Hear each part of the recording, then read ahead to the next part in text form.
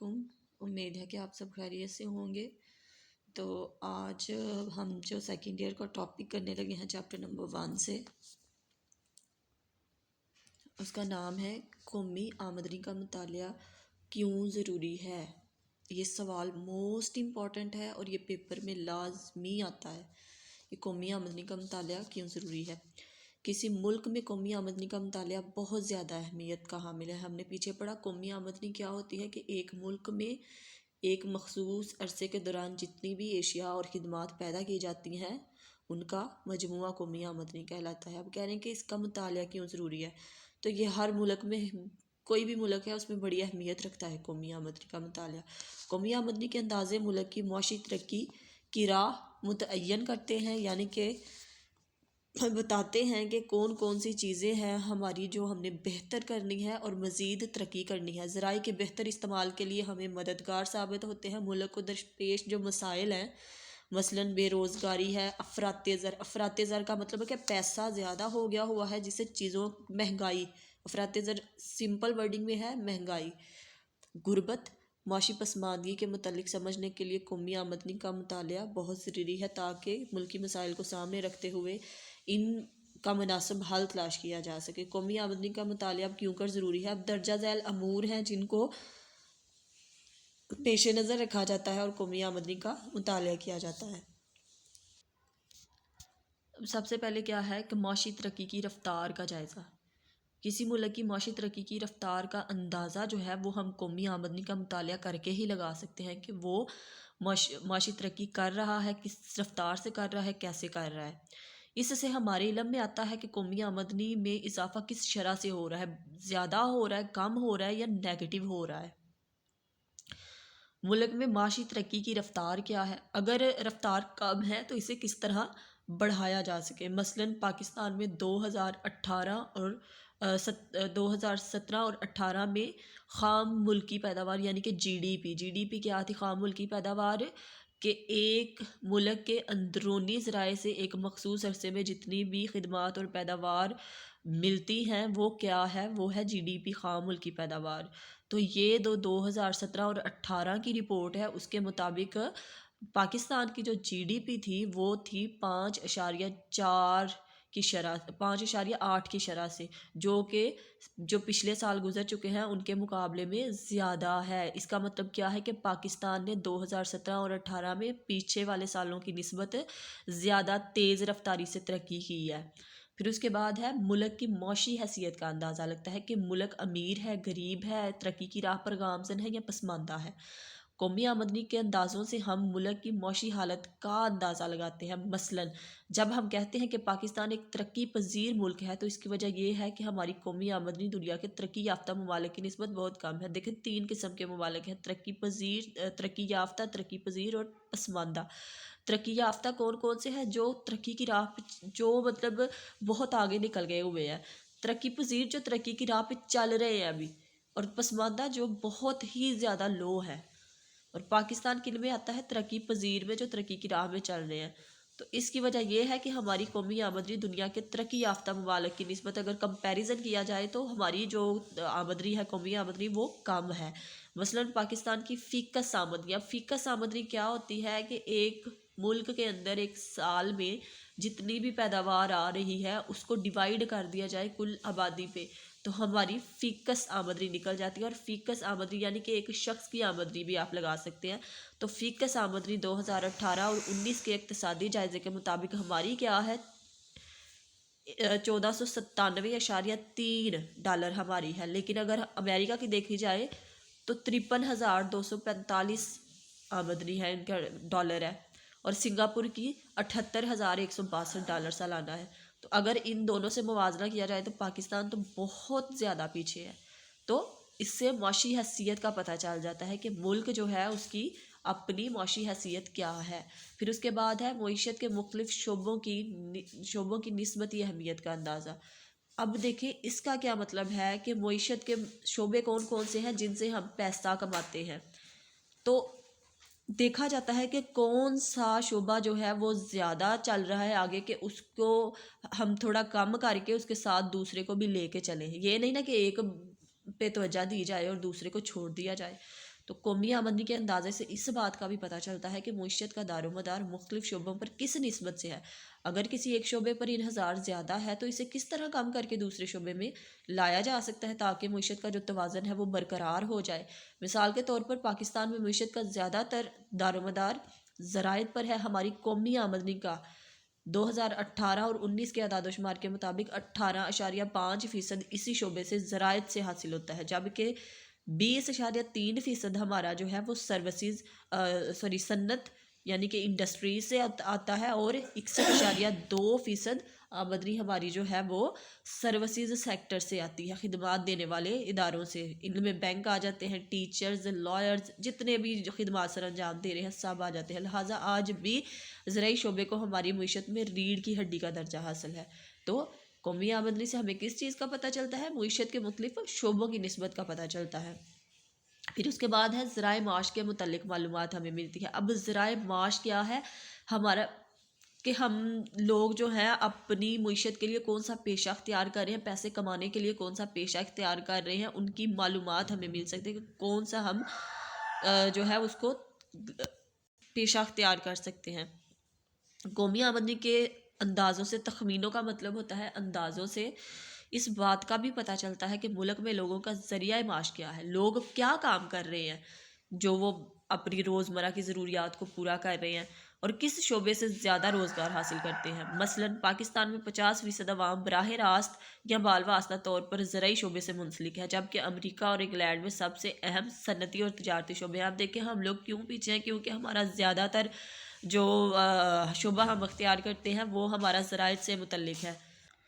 تو جب زیادہ تر لوگ جو ہیں وہ زراعت سے ہی منسلک ہیں، تو اگر ہمارے ملک میں جب زیادہ پیداوار ہی زراعت کی ہو رہی ہے تو ہم نے دوسرے ممالک کو پھر بیچنی ہوتی ہے۔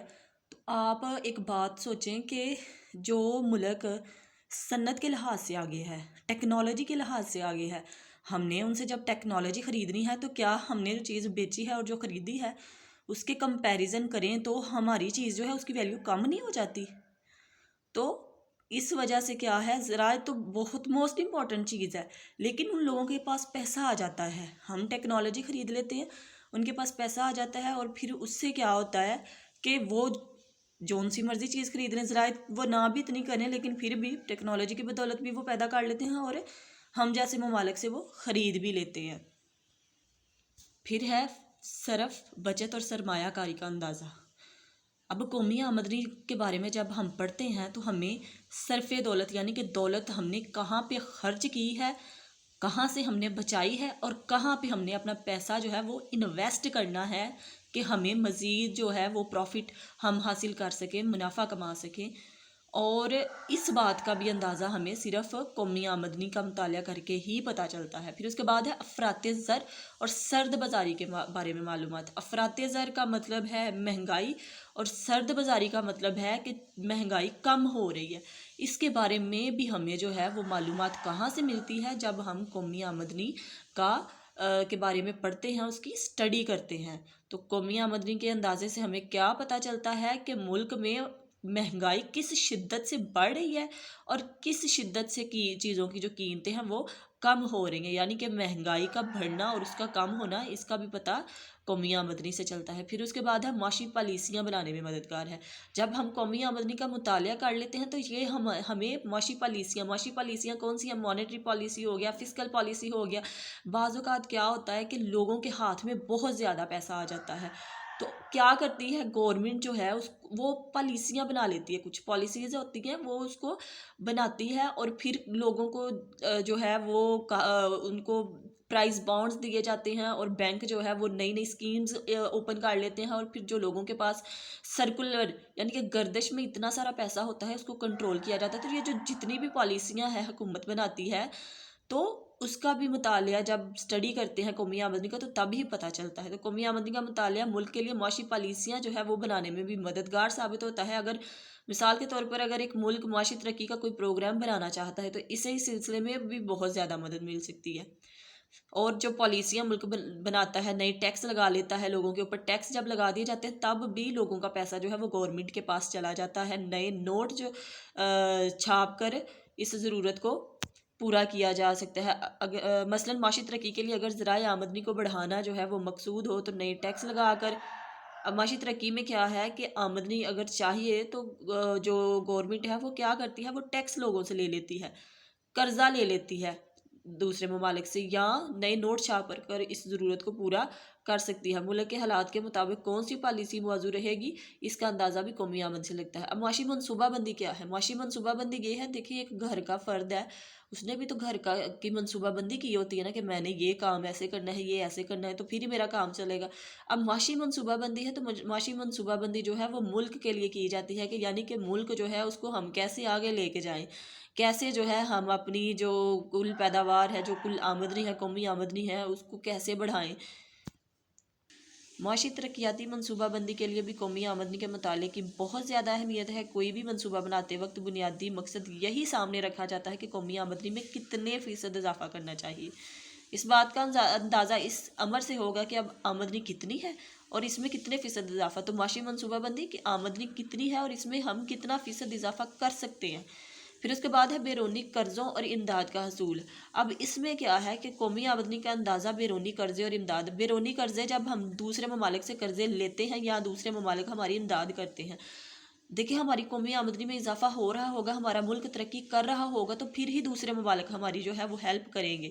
اگر ہم ترقی نہیں کر رہے، ہم پسماندہ ہیں، تو وہ سب بھی چھوڑ کے چلے جائیں گے۔ تو اس کا انحصار بھی قومی آمدنی پر ہوتا ہے، اس لیے قومی آمدنی کا مطالعہ بھی ضروری ہے۔ پھر ہے معیار زندگی کا اندازہ، معیار زندگی کے لوگ کیسی زندگی گزار رہے ہیں۔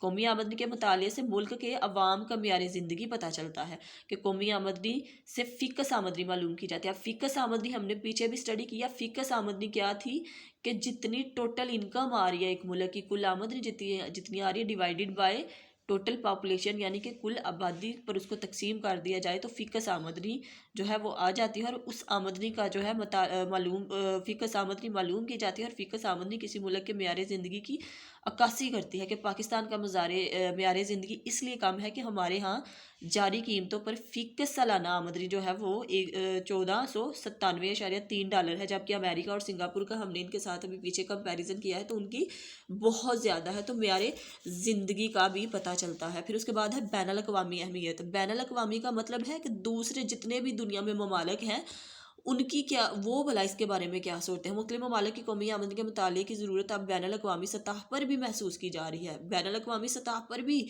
جو ہے اس کی ضرورت پیش آ رہی ہے، کہ جتنے بھی ممالک اس میں شامل ہیں ان کی جو قومی آمدنی ہے ان کا مطالعہ کیا جاتا ہے، ان کے بارے میں اسٹڈی کیا جاتا ہے، اور پھر ہی ان کا ڈیسیجن جو ہے وہ لیے جاتے ہیں۔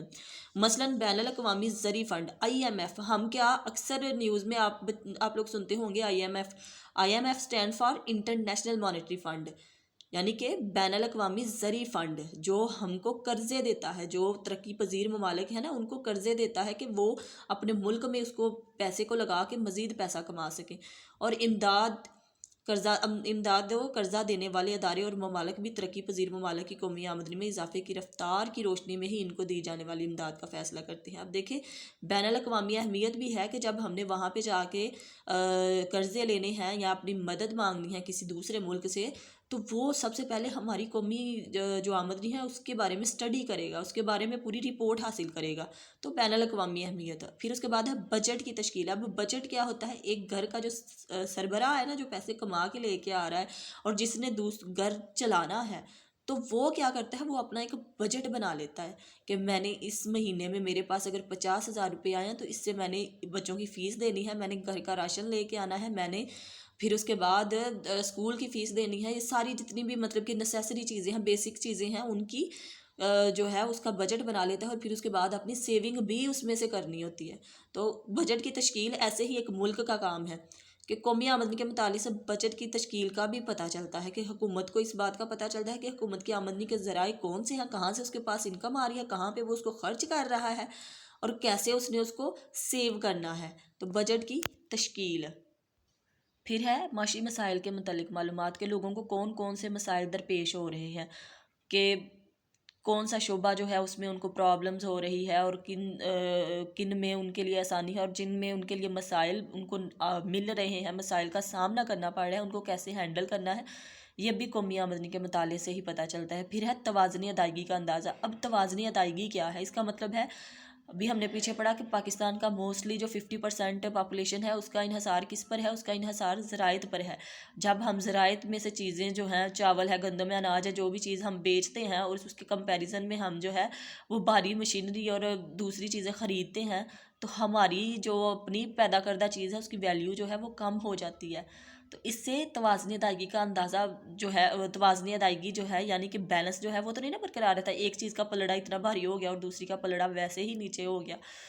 تو پھر ہم قومی آمدنی کا مطالعہ کر کے یہ بھی پتہ لگاتے ہیں کہ کیسے ہم جو ہے اس توازن کو بہتر بنا سکتے ہیں، کیا کیا جو چینجنگ ہے وہ ہم اپنے ملک میں کر سکتے ہیں جس سے ہم بھی ان ممالک کے ساتھ مل کر چلیں۔ تو یہ تھا قومی آمدنی کا مطالعہ کیوں ضروری ہے۔ امید ہے کہ آپ کو سمجھ آیا ہوگا۔ یہ موسٹ امپورٹنٹ کویسچن ہے، آپ نے لازمی اس کو، جیسے میں نے بتایا ہے، اس کو ایسے ہی ریڈ کرنا ہے۔ انشاءاللہ 2 یا 3 دفعہ پڑھنے سے آپ کے مائنڈ میں یہ بیٹھ جائے گا۔ بہت ایزی ٹاپک ہے۔ تو آپ نے میری ویڈیو کو لائک کر دینا ہے، دوستوں کے ساتھ جو ہے وہ شیئر بھی کرنی ہے، اور میرے چینل کو سبسکرائب بھی کر دینا ہے۔ تو تب تک کے لیے اللہ حافظ، انشاءاللہ ملتے ہیں ہم اگلی ویڈیو میں۔